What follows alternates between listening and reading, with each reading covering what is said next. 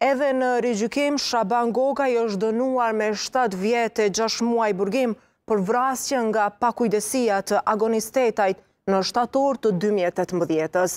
Aktgjykimi është shpallur të premtë në gjykatën themelore në Pej, nga kryetaria e trupit gjykues Violeta Husajrugova.